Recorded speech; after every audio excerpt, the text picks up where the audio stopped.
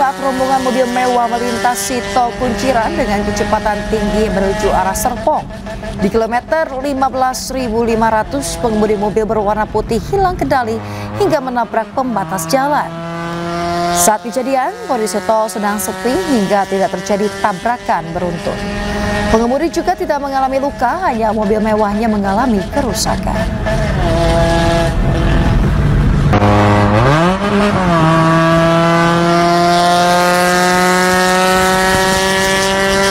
Ketua KPK mengungkap akan segera menetapkan tersangka dalam kasus dugaan korupsi kuota haji.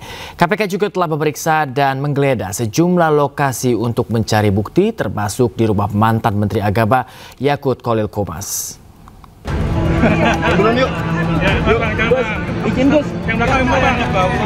Komisi Pemberantasan Korupsi terus bergerak cepat untuk mengumpulkan bukti dalam kasus korupsi kuota haji di era Menteri Agama Yakut Khalil Qomas.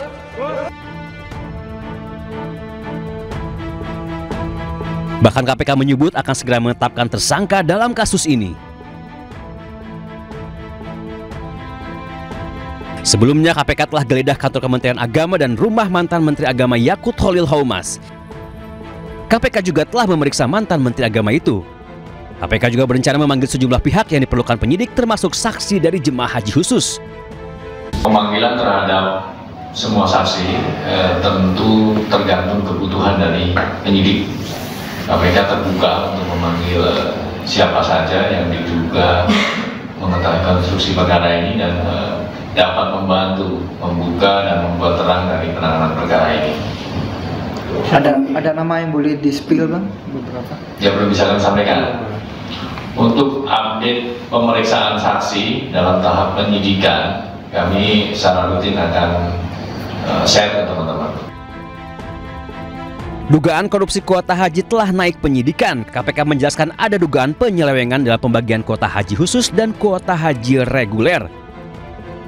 Dari seharusnya 92% untuk haji reguler dan 8% untuk haji khusus. Namun di lapangan justru menjadi 50%. Dalam menangani kasus ini, juru bicara Budi Prasetyo menyebut bahwa KPK tidak akan tebang pilih dalam menangani kasus. KPK juga akan memanggil semua saksi sesuai kebutuhan penyidik, termasuk Joko Widodo yang saat itu menjadi presiden.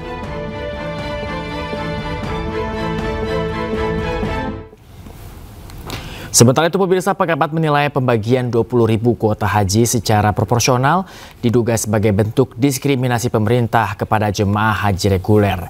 Akibat pembagian yang merata itu, antrean jemaah haji reguler akan semakin lama.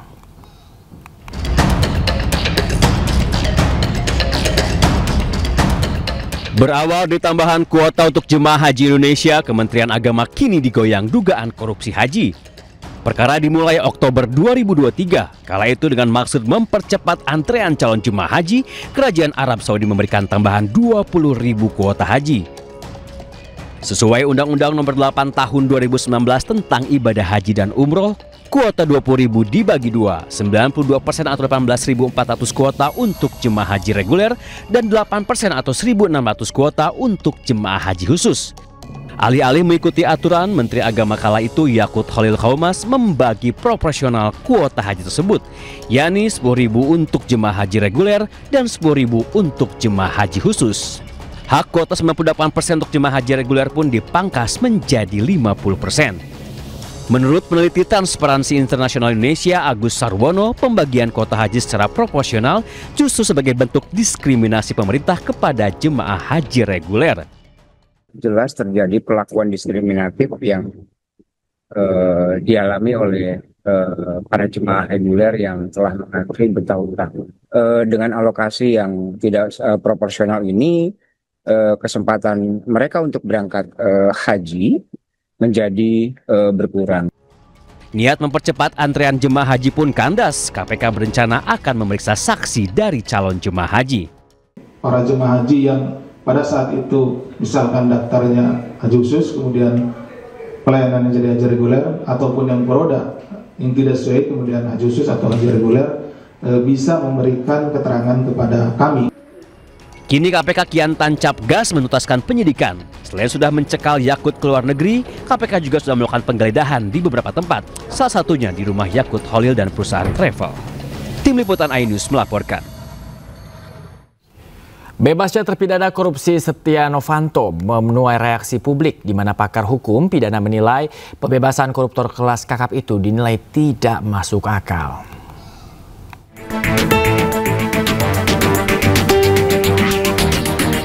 Setia Novanto sepertinya menjadi orang paling berbahagia di hari kemerdekaan Republik Indonesia. Setelah 7 tahun lebih mendekam di penjara, terpidana kasus proyek KTP elektronik tahun 2011-2013 itu dinyatakan bebas bersyarat. Peristiwa berawal 24 April 2018 lalu. Pengadilan Tipikor mengganjar Setia Novanto 15 tahun penjara dan denda 500 juta rupiah. Akibat ulah Setia Novanto, negara merugi hingga 2,3 triliun rupiah. Namun pada 4 Juni 2025, Mahkamah Agung mengabulkan peninjauan kembali atau PK, sehingga hukuman bagi Setia Novanto di Korting menjadi 12 tahun 6 bulan penjara. Setelah menjalani 2/3 dari masa tahanan, 16 Agustus 2025, Setia Novanto akhirnya melenggang bebas. Menurut Abdul Fikar Hajar, pembebasan koruptor kelas kakap ini dinilai tidak masuk akal.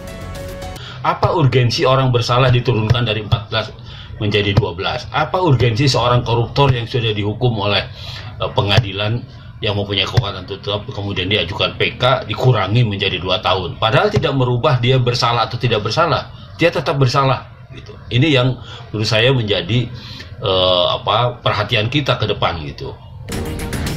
Setali tiga uang, peneliti Transparency Indonesia Agus Sarwono juga menilai pemberian remisi dan pembebasan bersyarat bagi Setia Novanto tidak memberikan efek jerah dan menjadi presiden buruk bagi penegakan hukum Indonesia. Seharusnya remisi itu dikecualikan bagi narapidana kasus korupsi. Dengan demikian efek jerah akan semakin terwujud gitu ya. Nah, dalam konteks ini semakin nampak bahwa pemerintah rasanya tidak serius dalam penanganan isu korupsi di Indonesia. Walaupun sudah dinyatakan bebas bersyarat, namun Setia Novanto masih dikenakan wajib lapor hingga April 2029. Ia juga dilarang menjadi pejabat publik hingga 2031. Tim Liputan iNews melaporkan. Pemirsa, pada tahun 2017 lalu, kasus Setia Novanto sempat menghebohkan publik lantaran politikus ini banyak melakukan kebohongan dan juga penuh drama. Mulai dari drama kecelakaan hingga mengaku sakit keras.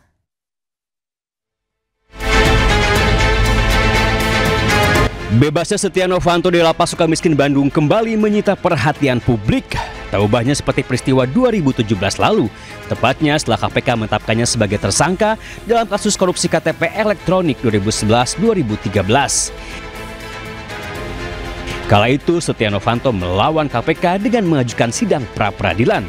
Selain melawan secara hukum, Ketua DPR 2014-2019 itu juga berupaya mengalihkan kasus hukumnya dengan serangkaian drama kebohongan.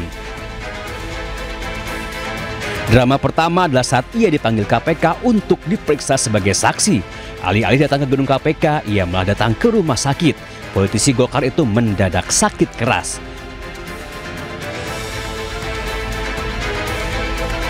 Belakangan diketahui semua itu hanya akal bulusnya saja. Novanto mendadak sembuh setelah PN Jakarta Selatan memutuskan status tersangka terhadap dirinya tidak sah. Tidak kalah cerdik, KPK bergegas menerbitkan sprindik baru.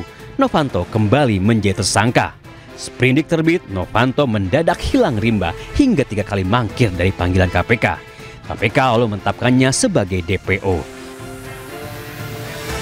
Setelah surat DPO terbit, mendadak muncul kabar Novanto mengalami kecelakaan tunggal dan dirawat di rumah sakit. Pengacaranya saat itu, Frederick Yunadi, mengatakan Novanto babak belur hingga benjol sebesar bapau. Lagi-lagi semua itu hanya bohong belaka. Drama sang politikus akhirnya berakhir. 19 November 2017, KPK menahan Novanto sebagai tersangka. 4 bulan kemudian, Novanto dinyatakan bersalah dan terbukti melakukan korupsi KTP elektronik. Menjatuhkan pidana oleh karena itu kepada terdakwa Setia Novanto dengan pidana penjara selama 15 tahun dan pidana denda sebesar 500 juta rupiah dengan ketentuan apabila pidana denda tersebut tidak dibayar maka diganti dengan pidana kurungan selama 3 bulan.